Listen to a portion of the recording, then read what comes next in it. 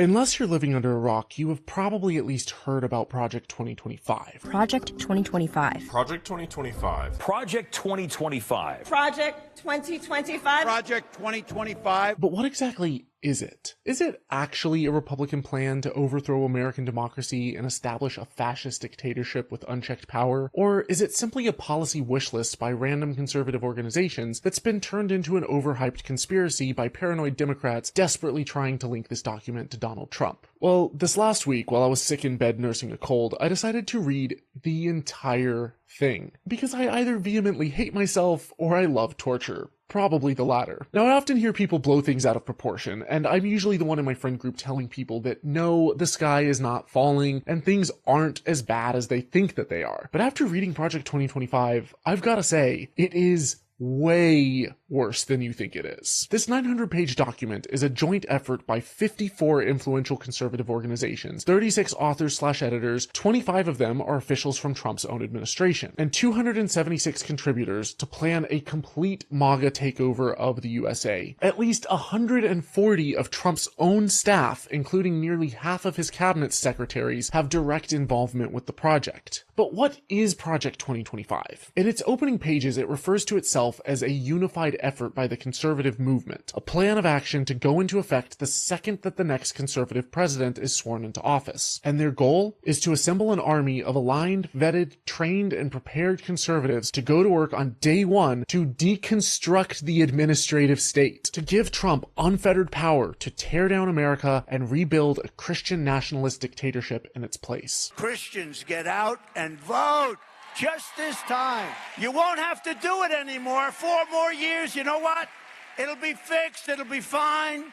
You won't have to vote anymore, my beautiful Christians. I love you, Christians. I'm a Christian. I love you. Get out. You got to get out and vote.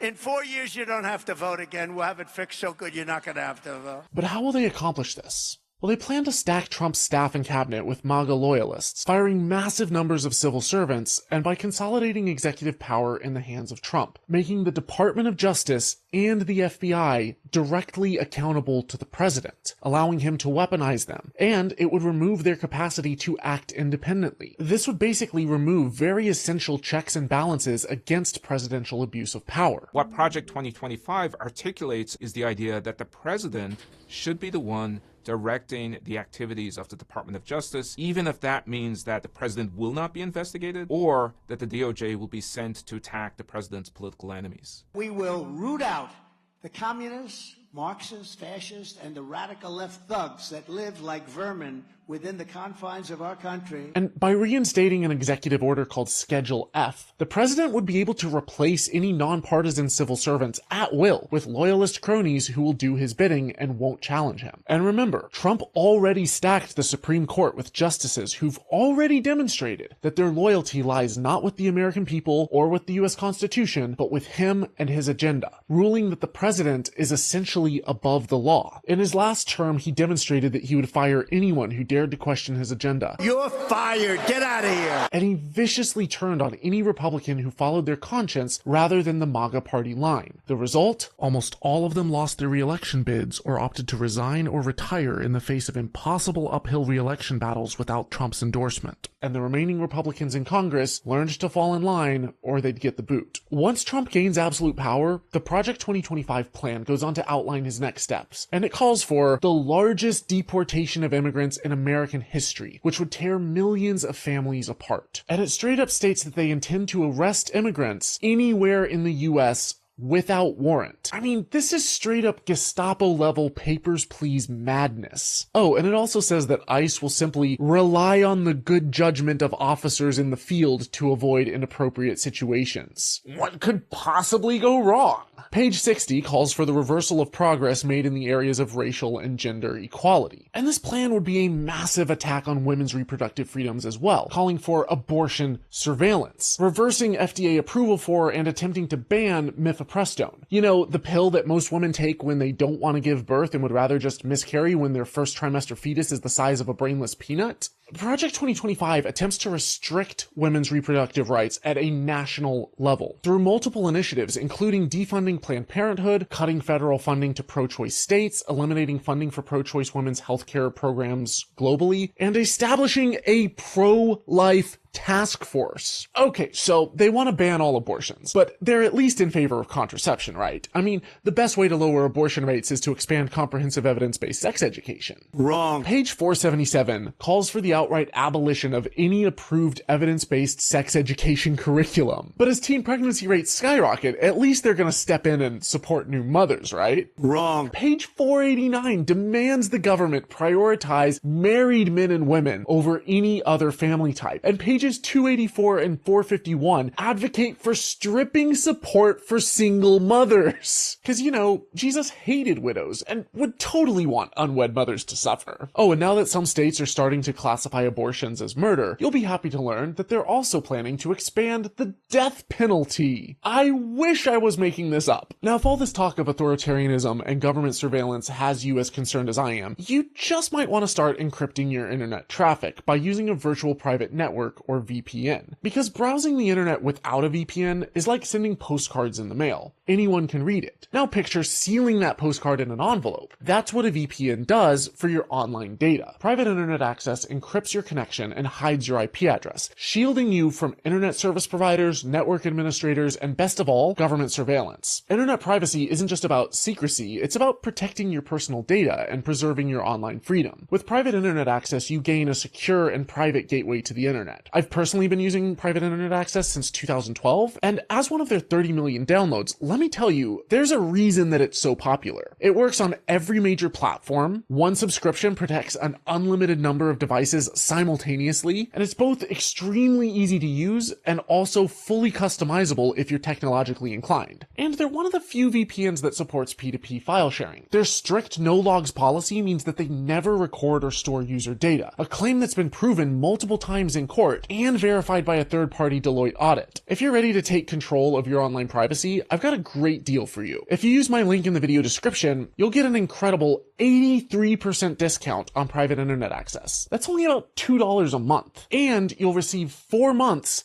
completely free. So sign up today and take back your privacy. If you're wanting children but are having trouble, well, Project 2025 aims to make IVF fertility treatments more restrictive, and even aims to outright ban life-saving stem cell research. Because, that little clump of cells that's left over from IVF is a soul in a petri dish, and every sperm is sacred. Project 2025 is dripping with Christian nationalist rhetoric, and repeatedly talks about Judeo-Christian values and restoring the family to one man and one woman. It paints members of the LGBT community as predators, calls for Trump to reinstate his ban on trans patriots serving in the military, and uses extreme fear-mongering against trans people by equating transgenderism with pornography that is invading our schools, before calling on the next conservative president to outlaw said pornography, imprisoning teachers and librarians over banned ideas. This crackdown on free speech is absolutely totalitarian in nature, outright prohibiting any school employee from even referring to a student by any name or pronoun that differs from the exact one that's printed on the student's birth certificate, even if the students ask them to. And it calls for the termination of anyone who even participates in a critical race theory or diversity, equality, and inclusion initiative. And it's not just the LGBT community that they see as a threat to the traditional family structure. Page 5 and 6 accuse social media platforms of fraying children's bonds with their parents and siblings, stating that federal policy cannot allow this industrial-scale child abuse to continue. And yet, oddly enough, it says nothing about Catholic priests. Now, the Heritage Foundation, the main organization behind this plan, knows that the better educated you are, the less likely you are to be religious or to support Christian nationalism / a theocratic government takeover, and the more likely you are to be open-minded and support a secular government and a pluralistic, tolerant society. So they've put measures in place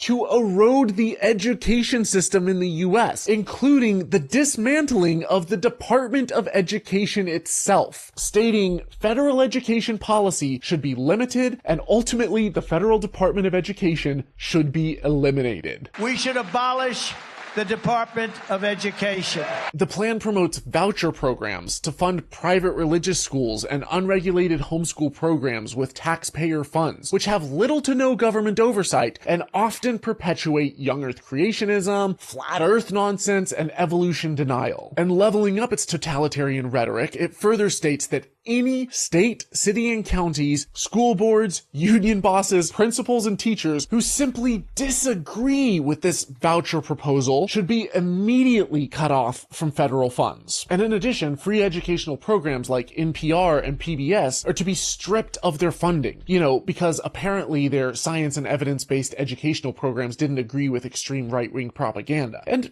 how can you indoctrinate an informed populace? Finally, student loan forgiveness programs / relief efforts are to be rolled back. So don't worry, you can continue paying your student loans for the rest of your life. Yay! In keeping with Republican traditions, Project 2025 is steeped in climate change denial. On page 368, it aims to roll back the progress made towards cutting carbon emissions. Page 418 aims to slash green legislation protecting the environment. There are plans to cut funding for clean renewable alternative fuels, and even calls for a whole government unwinding of the progress that Biden made in combating climate change, referring to it as climate fanaticism. Then again, who needs to worry about a runaway greenhouse effect destroying the only planet that we have when you're 80 years old and Jesus is coming back any minute now? Jesus is coming. Yo. Which is why they're also disbanding the National Oceanic and Atmospheric Administration, or NOAA. Is it just me, or does this feel a lot like when Trump dismissed the Obama administration's pandemic response team right before the COVID outbreak? Page 372 calls for reversing our internationally agreed on decades-long push for gradual nuclear disarmament by building back up a nuclear arsenal bigger and better than ever. Because returning to Cold War level nuclear dick measuring contests in an apocalyptic showdown of chicken is exactly what every American wants. Because what's better than being able to destroy the planet 100 times over?